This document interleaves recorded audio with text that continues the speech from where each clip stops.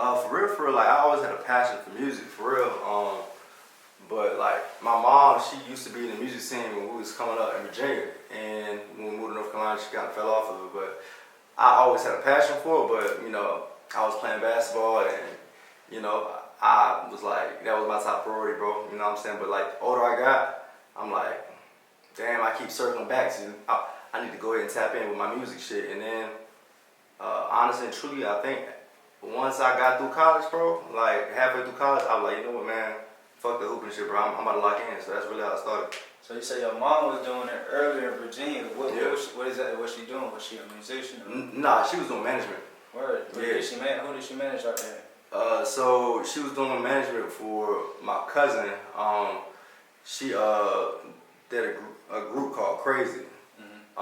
And Tower B, she was in that group, which is, you know, extended family, and then my cousin, they was all in that group, and they was, you know, they was traveling to different cities. They even linked up with Timberland, you know what I'm saying? But, you know, the group kind of broke up, and Tower did her own thing, had, you know, tapped in and got in with the industry, and she had a few songs with, yeah, so she really was in like the whole management field for real. Right. And what part of Virginia you grew up in? I was born in Virginia Beach, but at the time I was living in Petersburg.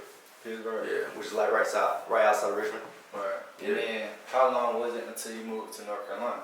I moved to North Carolina like going into middle school for real. So I've been in Durham since, you know, I was about 10 years old. So that's what I consider, you know what I'm saying, home for real. That's really what built my whole character for real, you know? Bull. Yes, so Bull City, bro. What do you remember the first song you ever wrote? Was you in middle school? Nah, I do remember the first song. It's actually still out there. But I'm not gonna tell y'all what it is.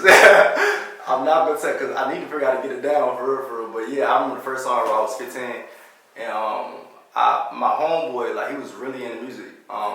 He was in art school, and I was in the studio with him, and then that's when I found out I was good at it because, you know, I was already kind of like on that melodic shit, and I was 15, and it sounded really good. We didn't know what we was doing for real. Like we had some dude working out of his basement that was the same age as us, you know what I'm saying? Yeah. It sounded horrible, and then I look back at it, but at the time, we thought it was lit. But yeah, it was a song called Lay Me Down, bro. Yeah, was you singing, rapping? I was doing both. I was singing my ass off when that hook goes. Ahead of your time. Ahead of your time. I'm trying to tell you.